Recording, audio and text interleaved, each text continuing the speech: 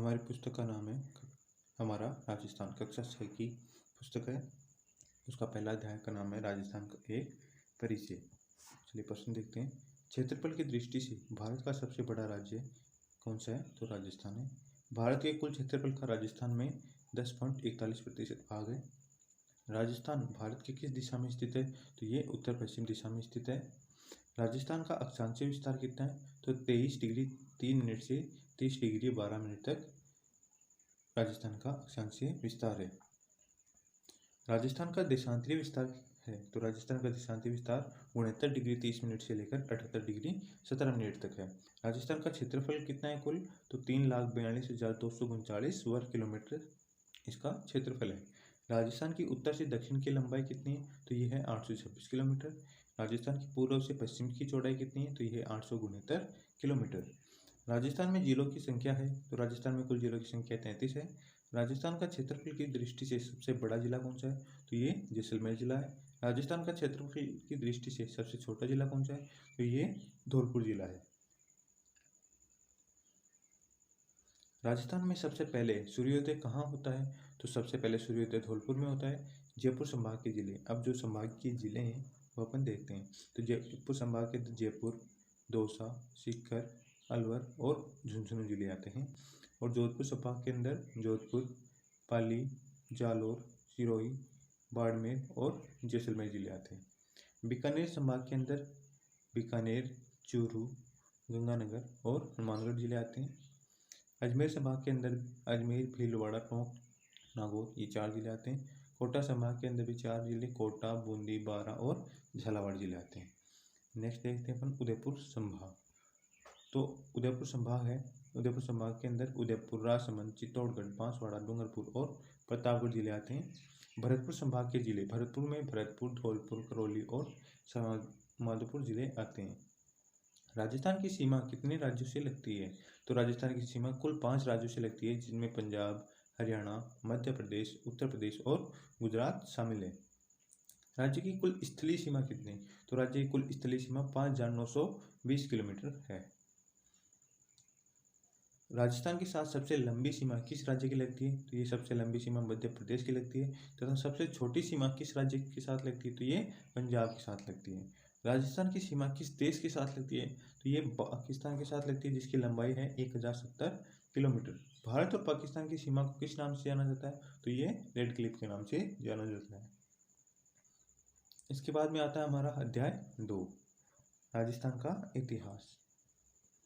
प्राचीन समय में राजस्थान विभक्त था। तो प्राचीन समय में जो राजस्थान है वो जनपद और अंचलों में विभक्त था। राजस्थान के किस भाग को मरु प्रदेश कहा जाता है? तो बीकानेर, नागौर, चूरू, गंगानगर, जैसलमेर और बाड़मेर के जो भाग हैं इसको सम्मिलित रूप से मरु प्रदेश कहा जाता था। मरु प्रदेश की जानकारी हमें कहाँ से मिलती है? तो ये हमें ऋग्वेद, रामायण, चरक संहिता और महाभारत से मिलती है। आर्यों का प्रारंभिक जनतंत्र कौन था? तो कौन सा था? मरु प्रदेश।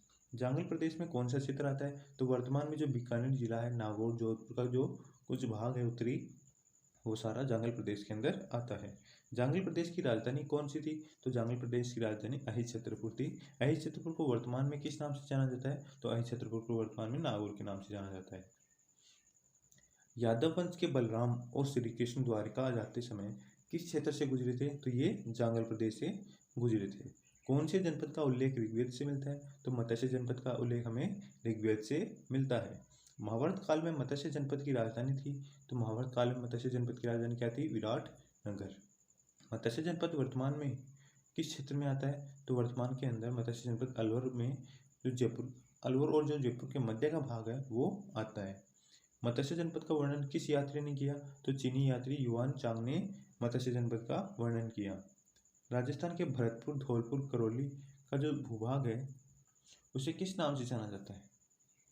दोबारा देखिए, राजस्थान के भरतपुर, धौलपुर और करौली का जो भूभाग है वो किस नाम से जाना जाता है? तो वो सुरसेन जनपद के नाम से जाना जाता है। सुरसेन जनपद की राजधानी कौन सी थी? तो सुरसेन जनपद की राजधानी मथुरा थी। किस यूनानी लेखक ने सुरसेन का उल्लेख किया है? तो यूनानी लेखक सिकंदर ने सुरसेन का उल्लेख किया है। कौन सी प्रशस्ति में सुरसेनी नामक राजवंश की जानकारी प्राप्त होती है? तो ये बयाना प्रशस्ति है, जिससे सुरसेन नामक राजवंश की जानकारी प्राप्त होती है।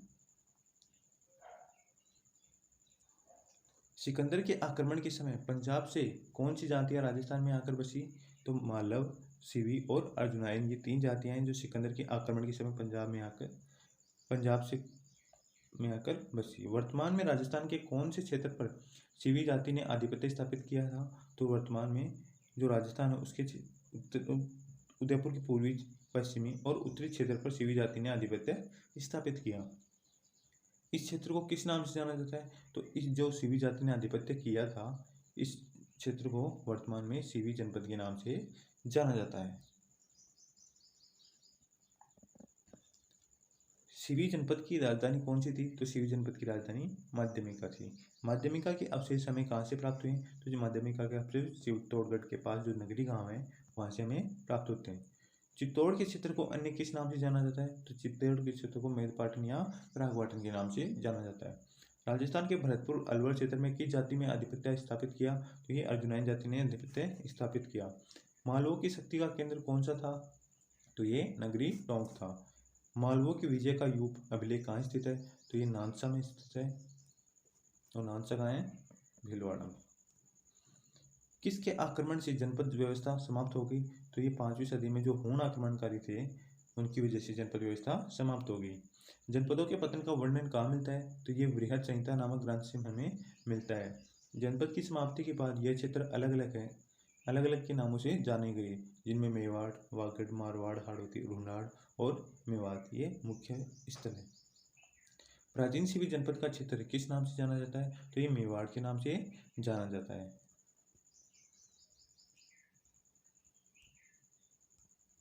मेवाड़ की कुल कितनी राजधानियां हैं? यानी मेवाड़ की अभी तक कुल कितनी राजधानियां रही हैं? तो कुल 7 राजधानियां रही हैं, जिनमें नागदा, आहड़, कल्याणपुर, चित्तौड़, कुंभलगढ़, चावंड और उदयपुर हैं। राजस्थान के कितने क्षेत्र वागड़ के नाम से जाने जाते हैं? तो 2 क्षेत्र हैं जो वागड़ के नाम से जाने जाते हैं। डूंगरपुर बांसवाड़ा क्षेत्र को किस नाम से जाना जाता है? तो डूंगरपुर जो बांसवाड़ा क्षेत्र उसे वागड़ प्रदेश कहते हैं। पिलानी के पास नरहट क्षेत्र को क्या कहा जाता है? तो इसे वागड़ कहा जाता है। मरु प्रदेश को वर्तमान में किस नाम से जाना जाता है? तो इसे मारवाड़ के नाम से जाना जाता है। मंडोर पर 7वीं शताब्दी में किसका शासन था? तो यहाँ पर गुर्जर प्रतिहारों का शासन था। कोटा बूंदी का क्षेत्र वर्तमान में किस नाम से जाना जाता है? तो ये हाड़ौती क्षेत्र के नाम से जाना जाता है। कोटा बूंदी पर प्राचीन काल में किस जनजाति का शासन था? तो यहाँ पर मीणा जाति का शासन था। बूंदी का नामकरण किसके नाम पर हुआ? तो ये बूंदा मीणा के नाम पर हुआ था। जयपुर के आसपास का क्षेत्र किस नाम से जाना जाता है? तो ये रुहनाड़ के नाम से जाना जाता है। कछुआ वंश से पहले यहाँ किसका शासन था? तो यहाँ पर मीणा और बड़गुजरों का शासन था। अलवर भरतपुर का क्षेत्र किस नाम से जाना जाता है? तो ये मेवात के नाम से जाना जाता है। मेवाड़ क्षेत्र में किस जनजाति का आधिपत्य था? तो यहाँ पर मेव जाति का आधिपत्य था। मेव जाति का प्रसिद्ध नायक कौन होता था? तो मेव जाति का जो प्रसिद्ध नायक रहा है अभी तक वो है हसन खां मेवाती। हसन खां मेवाती किस युद्ध में राणा सांगा की ओर से लड़ा? तो ये खानवा के युद्ध के अंदर राणा सांगा की तरफ से लड़ा था। प्रतापगढ़ को किस नाम से जाना जाता है? तो प्रतापगढ़ को कांठल के नाम से जाना जाता है। झालावाड़ क्षेत्र को किस नाम से जाना जाता है? तो झालावाड़ को मालवा के नाम से जाना जाता है। शेखावाटी क्षेत्र से किस क्षेत्र को जाना जाता है? तो चूरू, झुंझुनू, सीकर, इन तीनों को सम्मिलित रूप से शेखावाटी के नाम से जाना जाता है। ब्यावर और अजमेर क्षेत्र को किस नाम से जाना जाता है? तो ब्यावर और अजमेर को मेरवाड़ा क्षेत्र कहा जाता है। इसके बाद में अपना आता है अध्याय 3, जिसका नाम है इतिहास जानने के स्रोत। इतिहास जानने के स्रोत को कितने भागों में विभक्त किया जाता है? तो इसे 2 भागों में विभक्त किया गया है, पुरातात्विक एवं साहित्यिक स्रोत। प्राचीन काल के अवशेष जिनसे हमें स्थान एवं घटनाओं के संदर्भ को समझने में सहयोग मिलता है क्या कहलाते हैं? उन्हें पुरातात्विक स्रोत कहते हैं। प्रतिहारों की जानकारी हमें किस अभिलेख से मिलती है? तो ये घटियाला अभिलेख से मिलती है। चौहान वंश के इतिहास की जानकारी हमें कहाँ से मिलती है? तो चौहान वंश की जानकारी हमें बिजोलिया भीलवाड़ा शिलालेख से मिलती है। रावल समर सिंह के युग की जानकारी हमें मिलती है, तो ये चिरवा शिलालेख से मिलती है। जयानक द्वारा रचित पृथ्वीराज विजय महाकाव्य से किस वंश की जानकारी मिलती है? तो ये चौहान से मिलती है। हमीर महाकाव्य किसकी रचना है? तो ये नयनचंद्र सूरी की रचना है। हमीर महाकाव्य से हमें जानकारी मिलती है तो चौहान वंश में जो अलाउद्दीन खिलजी ने आक्रमण किया था रणथंभौर पर, तब हमीर महाकाव्य से हमें जानकारी मिलती है कि चौहान वंश पर अलाउद्दीन खिलजी का जो रणथंभौर पर विजय प्राप्त की थी उसकी जानकारी हमें कहाँ मिलती है, हमीर महाकाव्य में। पश्चिमी भारत की यात्रा किसकी रचना है, तो ये कर्नल जेम्स टोड की रचना है। वंश भास्कर किसकी रचना है, तो ये सूर्यमल मिश्रण की है। वीर विनोद के लेखक श्यामल दास हैं। मारवाड़ राज्य का इतिहास की रचना विश्वेश्वर नाथ ने की है। इसके बाद में हमारा आता है अध्याय 4, राजस्थान यानी प्राचीन सभ्यता स्थल। राजस्थान में प्रस्तर युग के अवशेष किन नदियों के किनारे प्राप्त हुए हैं, तो ये बनास, गंभीरी, बेड़क, चंबल नदी के किनारे हमें प्राप्त हुए हैं। धातुओं में मानव ने सर्वप्रथम किस धातु का उपयोग किया, तो ये तांबे का उपयोग किया था। राजस्थान में ताम्र सभ्यता के अवशेष कहाँ से प्राप्त हुए, तो ये कालीबंगा, गणेश्वर और आहट से हमें प्राप्त हुए। कालीबंगा सभ्यता किस नदी के किनारे स्थित है, तो दृष्टवती नदी या सरस्वती नदी के किनारे स्थित है। कालीबंगा सभ्यता की खोज किसने की, तो कालीबंगा सभ्यता की खोज अमलानंद ने की थी। कालीबंगा सभ्यता राजस्थान के किस जिले में से संबंधित है, तो ये हनुमानगढ़ जिले से संबंधित है। अमलानंद खोज की सभ्यता की पहचान के बाद कालीबंगा से उत्खनन करने वाले कौन थे, तो बीबी लाल और बीके थापर। कालीबंगा सभ्यता वर्तमान में किस नदी के किनारे, तो ये घक्कड़ नदी के किनारे है। कालीबंगा में नालियाँ किस से बनी हुई थी, तो नालियाँ लकड़ी और ईंटों से बनी हुई थी। कालीबंगा में मकान बनाने के लिए प्रयोग किया जाता था, तो ईंटों का प्रयोग किया जाता था। कालीबंगा में अग्निवेदिका कहाँ पर बनी होती हैं, तो अग्निवेदिकाएँ चबूतरों पर बनी होती हैं। कालीबंगा की नगर नियोजन व्यवस्था किस सभ्यता के समान थी, तो ये सिंधु घाटी के समान थी। कालीबंगा से प्राप्त नगरों में कृषि कहाँ की जाती थी, तो कृषि नगर की चारदीवारी के बाहर की जाती थी। गाय के मुख वाले प्याले किस सभ्यता से प्राप्त हुए, तो ये कालीबंगा से प्राप्त हुए। तांबे के बेल की मूर्ति कहाँ से मिली है, तो ये भी कालीबंगा से मिली है। कांस्य का दर्पण कहाँ से प्राप्त हुआ है, तो ये भी कालीबंगा से। किस सभ्यता से हमें हाथी दांत से बना कंघा प्राप्त हुआ है, तो कालीबंगा सभ्यता से हमें हाथी के दांत से बना कंघा प्राप्त हुआ है। कालीबंगा सभ्यता का विनाश किस कारण हुआ माना जाता है, तो नदियों का पानी सूखने और मरुस्थल के बढ़ने से मिला है। उदयपुर के धूलकोट का संबंध किस सभ्यता से है, तो धूलकोट का संबंध आहट सभ्यता से है। धूलकोट की दीवारें किससे बनी होती हैं, तो धूलकोट की दीवारें पत्थर और मिट्टी से बनी होती थी। किस सभ्यता के मकानों से हमें 6 चूल्हे प्राप्त हुए, तो आहट सभ्यता जो भीलवाड़ा उदयपुर में है वहाँ से हमें 6 चूल्हे प्राप्त हुए हैं। एक परिवार में 6 चूल्हे मिलना किसका प्रतीक है, तो सामूहिक परिवार का प्रतीक है। कौन सी सभ्यता है जहाँ उच्च कोटि के चावल का उत्पादन किया जाता था, तो आहड़ सभ्यता में उच्च कोटि के चावलों का उत्पादन किया जाता था। आहड़ सभ्यता से प्राप्त हुए चूल्हे किस प्रकार के हैं, तो ये भट्टी के आकार के हैं। कौन सा स्थल के निवासी बर्तन बनाने की कला में दक्ष थे, तो आहड़ सभ्यता के निवासी बर्तन बनाने में दक्ष थे। आहड़ सभ्यता से प्राप्त मिट्टी के बर्तन किस रंग में रंगे हुए हैं, तो लाल भूरे रंग में रंगे हुए हैं। राजस्थान के किस सभ्यता स्थल से 26 किस्म के मणि, 6 तांबे की मुद्राएं और 3 मोहरे प्राप्त हुए हैं, तो ये आहड़ सभ्यता से प्राप्त हुई हैं। धूलकोट के विध्वंस के बाद यहाँ के लोगों ने कौन से नए नगर बस आए, तो धूलकोट के जो विध्वंस हुआ उसके बाद में यहाँ पर गिलुंड और भगवानपुरा जो नगर हैं वो बस गए। उदयपुर की बल्लभ तहसील का बालाथल किस सभ्यता से संबंधित है, तो ये ताम्रपाषाण कालीन आहट से संबंधित है। किस सभ्यता स्थल से 11 कमरों के एक बड़े भवन एवं दुर्ग जैसे चिन्ह प्राप्त हुए, तो ये बालाथल से प्राप्त हुए। बालाथल से ताम्र सभ्यता के अलावा किस सभ्यता के अवशेष मिले, तो ये लोहाकालीन सभ्यता के अवशेष मिले। लोहा गलाने की भट्टियां कहाँ से प्राप्त हुई, तो ये बालाथल से प्राप्त हुए। बेराड़ सभ्यता के अलावा किस स्थान से बुने हुए वस्त्र के अवशेष प्राप्त हुए, तो ये भी बालाथल से प्राप्त हुए हैं।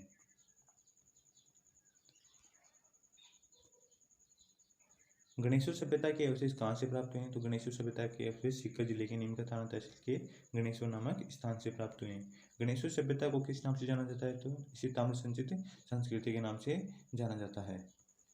गणेशवर सभ्यता से कौन सा तांबे का उपकरण पश्चिमी तथा मध्य एशिया में निर्यात किया जाता था, दोहरी जो परतदार सिरा वाली तांबे की पिन थी वो गणेशवर से निर्यात की जाती थी एशिया में। गणेशवर सभ्यता से कितने प्रकार के मिट्टी के पात्र मिले हैं, तो 2 प्रकार के मिट्टी के पात्र मिले हैं। लोहाकालीन पुरातात्विक स्थल राजस्थान में कौन कौन से हैं? तो ये बेराट, सांभर, बागोर और रेंड कौन से स्थल हैं? पुरातात्विक लोहाकालीन, यानी लोहाकालीन पुरातात्विक स्थल कौन कौन से हैं? बेराट, सांभर, बागोर और रेंड। बेराट राजस्थान के किस जिले में स्थित है? तो ये जयपुर जिले में स्थित है। विजय की पहाड़ी और भीम डूंगरी का संबंध किस स्थान से? तो ये बेराट से संबंधित है। महाभारत काल में बेराट को किस नाम से जाना जाता था? तो ये विराटनगर के नाम से जाना जाता है। पांडवों ने 1 वर्ष का ज्ञातवास कहाँ बिताया? तो ये विराटनगर में बिताया। राजस्थान में मौर्य काल का प्रमुख केंद्र रहा, तो ये बेराट रहा। किस स्थान से अशोक के भाब्रू शिलालेख एवं बौद्ध मठ के अवशेष प्राप्त हुए हैं? ये बेराट से प्राप्त हुए हैं। राजस्थान के किस सभ्यता स्थल से एक कमरे से 36 चांदी की मुद्राएं प्राप्त हुई हैं? तो ये भी बेराट से प्राप्त हुई हैं। 36 चांदी की मुद्राओं में से कितनी भारतीय यूनानी शासकों की हैं? तो इनमें से 28 जो मुद्राएं हैं वो भारतीय यूनानी शासकों की हैं। 36 चांदी की मुद्राओं में से कितनी मुद्राएं पंचमार्क हैं? तो उनमें से 8 मुद्राएं पंचमार्क की हुई हैं। कहाँ की खुदाई से स्वास्तिक तथा त्रिरत्न चक्र के चिन्ह, आयुक्त अलंकृत घड़े, दीपक, नाचता हुआ पक्षी, पत्थर की संदूक, लोहे की कील एवं हाथी से बना हुआ वस्त्र प्राप्त हुआ है? तो ये सारे बेराट से हमें प्राप्त हुए हैं। इसके बाद में हमारा है अध्याय 5, आज़ादी से पूर्व का स्वरूप। तो इसके अंदर कोई भी ज़्यादा इंपॉर्टेंट प्रश्न नहीं बन रहे थे। इसके बाद में हमारा अध्याय 6 है, जिसका नाम है राजस्थान का भौतिक स्वरूप। भू संरचना के आधार पर राजस्थान को विभाजित किया जा सकता है। तो इसको 4 भागों में किया जा सकता है, जिनमें पहला है थार का मरुस्थल, अरावली प्रदेश, पूर्व का मैदान तथा दक्षिण पूर्वी पठारी प्रदेश। थार का मरुस्थल राजस्थान के कुल कितने भाग पर फैला हुआ है या क्षेत्रफल पर फैला हुआ है? तो 12 जिलों के अंदर जो 61% भाग है इसके ऊपर फैला हुआ है। राजस्थान के 61% भाग को जो थार का मरुस्थल है उसमें कितना प्रतिशत जनसंख्या रहती है? तो उसमें 40% जनसंख्या निवास करती है। विश्व का सबसे घनी आबादी वाला मरुस्थल कौन सा है? तो ये राजस्थान का थार मरुस्थल है। थार के मरुस्थल के किस भाग को महामरुस्थल कहा गया है? तो थार के मरुस्थल का जो बाड़मेर, जैसलमेर और बीकानेर का जो रेतीला भाग है उसे महामरुस्थल कहा जाता है। किस स्थानीय भाषा में दोहरे कहा जाता है? तो बालूका स्तूपों को जो राजस्थान की स्थानीय भाषा है वहाँ पर दोहरे कहते हैं। थार के मरुस्थल को कितने भागों में बांटा जा सकता है? तो थार के मरुस्थल को 5 भागों में बांटा जा सकता है। मरुभूमि, गग्गर का मैदानी भाग, अर्धमरुस्थलीय भाग, नागौर की उच्च भूमि और अंतःप्रवाह क्षेत्र। राजस्थान में अरावली का विस्तार है। राजस्थान में अरावली का विस्तार दक्षिणी पश्चिम से उत्तर पूर्वी दिशा में है। राजस्थान के कुल क्षेत्रफल का कितना प्रतिशत भाग अरावली का भाग है? तो 9% भाग अरावली का भाग है। अरावली का विस्तार कहाँ से कहाँ तक है? तो गुजरात के खेड़ा ब्रह्मा से दिल्ली के रायसीना तक फैली हुई है अरावली। अरावली पर्वत की कुल लंबाई कितनी है? तो कुल लंबाई 692 किलोमीटर है। अरावली पर्वतमाला को विभाजित किया जा सकता है। तो अरावली पर्वतमाला को 2 भागों में विभाजित किया जा सकता है। अरावली की राजस्थान में लंबाई कितनी है? तो राजस्थान के अंदर 550 किलोमीटर इसकी लंबाई है, जो कुल का 80% है। राजस्थान की अरावली क्षेत्र में राजस्थान की कुल जनसंख्या का कितना प्रतिशत भाग निवास करती है? तो जो 9% अरावली क्षेत्रफल है उसके अंदर राजस्थान की कुल 10% आबादी निवास करती है। पूर्वी मैदानी भाग राजस्थान के कुल क्षेत्रफल का कितना प्रतिशत भाग है? तो पूर्वी मैदानी भाग 23% भाग है। 23% क्षेत्रफल पर राजस्थान की कितनी जनसंख्या निवास करती है? तो यहाँ पर 40% जनसंख्या निवास करती है। किस क्षेत्र को बीहड़ भूमि या डांग क्षेत्र कहा जाता है? तो कोटा से धौलपुर के आसपास का जो क्षेत्र है उसे डांग क्षेत्र कहते हैं। छप्पन का मैदान कहाँ पाया जाता है? तो ये बांसवाड़ा प्रतापगढ़ जिले के माही और उसकी सहायक नदियों के द्वारा जो निर्मित मैदान है उसे छप्पन का मैदान कहते हैं।